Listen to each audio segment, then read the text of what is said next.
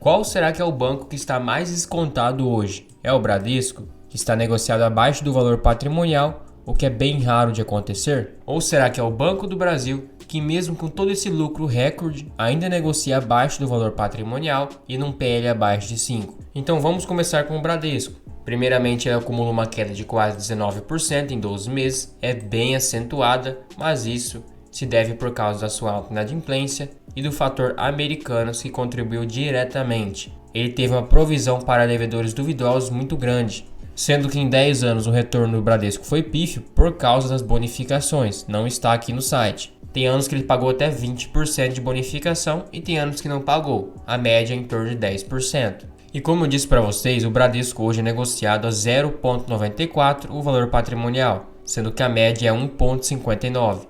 Então ele nunca esteve tão barato quanto está hoje, sendo que em 2015 ele chegou a ser negociado em 1,09 vezes. Então este ano foi o mais barato de todos, tirando 2022 e 2023 agora da crise. E justamente a média do seu PL, também em 11 vezes, hoje está em 9,7 e em 2022 chegou a 7,6, outro indicador de eficiência descontado. Claro, ele também nunca deu prejuízo, o que é difícil um banco ter algum prejuízo. Normalmente o lucro pode cair muito, mas ter realmente prejuízo é muito raro. O seu dividend yield médio em 5 anos é 4,13, porque justamente tem a bonificação invisível.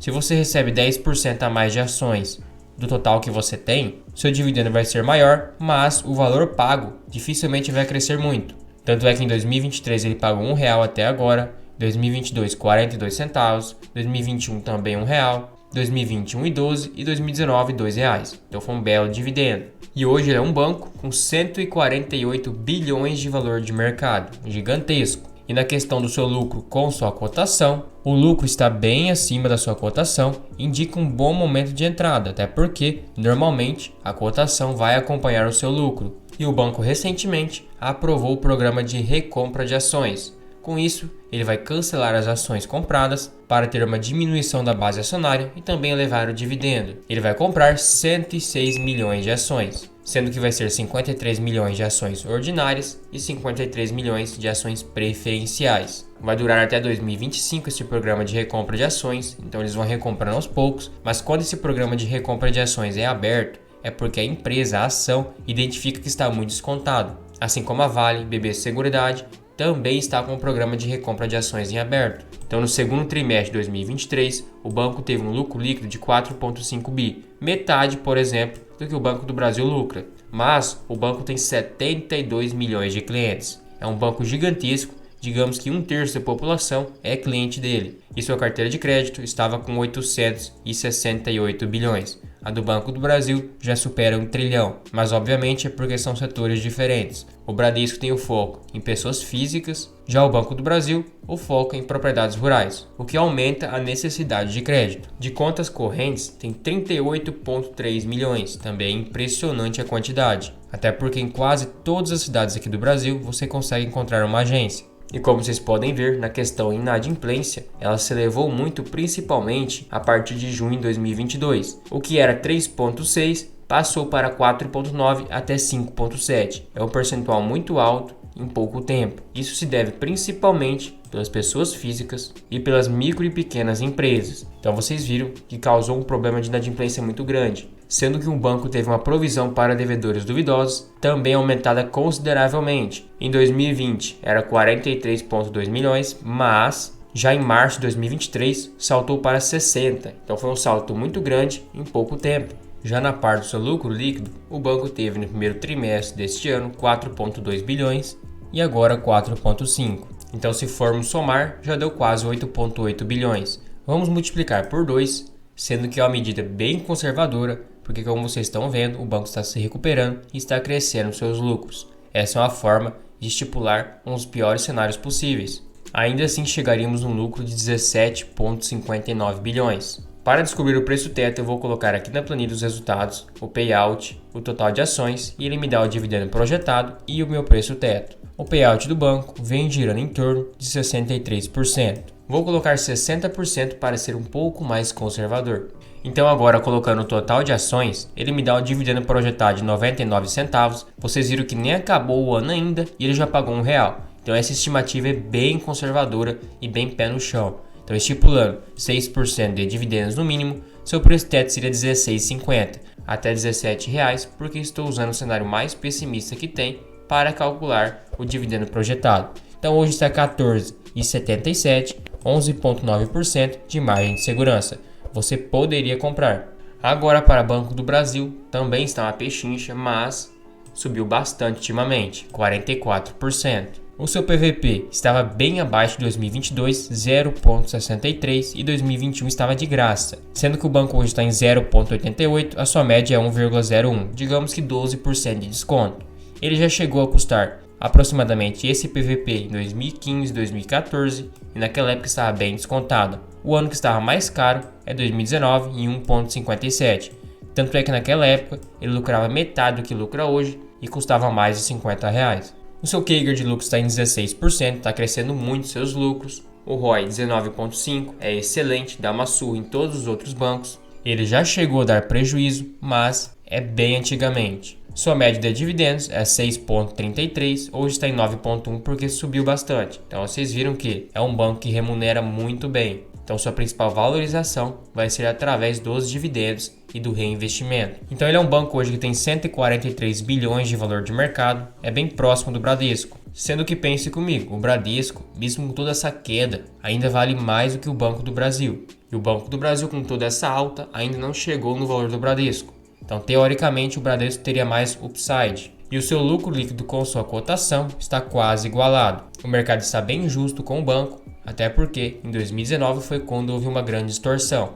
A cotação estava muito acima do lucro líquido. Claramente naquela época não compensava de jeito nenhum comprar o banco. E esse trimestre o Goldman Sachs veio uma porrada no seu lucro. Ele estipula um lucro líquido de 9,9 bilhões. Seria absurdo. Seria o seu recorde da história. Sendo que um lucro operacional de 13,9 vai subir 7% e o lucro líquido vai subir 9%. Claro que são estimativas, mas todos estão otimistas com esse novo resultado do banco que vai ser divulgado logo mais. Então, como eu disse para vocês, a carteira de crédito do banco está em 1,04 trilhão, é maior do que do Bradesco, porque o seu foco é no ramo rural e demanda mais crédito. Então, se o banco já lucrou 17,3 bilhões agora, no primeiro semestre de 2023, se ele tiver um lucro líquido agora no terceiro trimestre de 9 bilhões, não 9,9 como o Goldman Sachs estipula, vamos ser um pouco mais realista. Ainda assim seria 26,3 bilhões e digamos que até acabar o ano ele lucre mais 8,5. Então ele terminaria o ano com praticamente 35 bilhões, na metade do seu guidance, que é entre 33 a 37. Levando em conta que o banco ainda tem mais 3 dividendos para pagar. Vai anunciar um no dia 24 do 11, outro no dia 8 do 11 e mais um no dia 8 do 2. São 2 pagamentos complementares e um pagamento antecipado. Então na parte do seu preço teto, o meu lucro projetado é 34,6 bilhões, isso sendo bem pé no chão, até porque ele pode ter um recorde de lucro. Então o seu payout é 40%, como já foi pré-definido no começo do ano, daria um dividendo projetado de 4,83. Eu sou bem criterioso com o banco, quero no mínimo 10%. Por ser estatal, eu tenho que ter um prêmio de risco maior e porque ele já é um bom pagador de dividendos, diferente do Bradesco, que historicamente ele paga na média de 6%. Então, estipulando 10%, meu preço teto seria 48,30. Hoje está 50,1, a margem é negativa, menos 3,5. Eu não poderia comprar. Agora, se você quisesse 9%, seu preço teto seria 53,67. Teria 7,1% de margem. Então, obviamente, quanto menor o seu critério, maior vai levar no seu preço teto. O que não é errado você estipular 9%. No longo prazo, a diferença vai ser pouca e você acaba conseguindo comprar o banco hoje em dia. Sendo que é igual eu comentei, em 2019 e 2020 o banco estava na sua máxima histórica. Ele chegou a R$ 55 e naquela época o banco estava muito superestimado. Sendo que em 2019 ele lucrou 18,1 bilhão e em 2018 12,8. E se você fizesse uma conta de padeiro naquela época, você chegaria no preço teto de R$ 31, estipulando 8% de dividendos. Se estipular 10%, seria R$ 25 de preço teto. E com 6%, 42. E o banco custava em média 48. Então o banco estava custando quase 2 vezes o seu preço teto. Era inadmissível, você não poderia comprar. Estava muito acima do preço teto, você não teria margem de segurança nenhuma. Pelo contrário, seria muito arriscado e te daria um péssimo retorno neste preço. Então só de bater o olho você percebe que o banco hoje não está caro. Até porque Se você estipular 9% de preço teto, ficaria abaixo do seu preço teto com margem de segurança. Já naquela época, mesmo se você estipulasse 6% de preço teto, ainda assim o banco estaria muito acima do valor que você poderia comprar. Isso não sendo nada criterioso, e 6% para um banco estatal que paga muito dividendo é muito baixo. Então hoje o Banco do Brasil não está caro, mas também não está uma pechincha como estava R$ 30 há alguns meses atrás. Naquela época estava de graça. Então, para finalizar o vídeo, qual dos bancos estaria mais descontado hoje? Sendo que o Banco do Brasil em 2020 custava cerca de R$ 53, e se você for comparar aquele topo histórico com hoje, o banco caiu 6,7%. Então ele nem alcançou o último topo de 2020. Já o Bradesco, se você for pegar no último topo histórico também em 2020, ele estava R$ 31, hoje está R$ 14,77, caiu 52%. Então só de ele chegar no seu último topo histórico, ele já te dá uma rentabilidade de mais de 50% de ganho de capital, fora os dividendos e bonificações, sendo que ele está recomprando suas ações, identificando que está muito barato. E como vocês viram, para mim calcular o preço teto do Bradesco, no meu lucro projetado, eu estipulei pouco ou quase nenhum crescimento. Então esse dividendo projetado está bem abaixo do que já foi pago e o seu preço teto, na verdade, seria muito maior do que R$ 16,50. Se você for um pouco mais otimista, quem sabe até R$ 18 ou R$ 19. Se você colocar R$ 18 de preço teto, sua margem seria 21%. Então hoje, o Bradesco é o banco mais descontado, não significa que vai te dar uma melhor rentabilidade.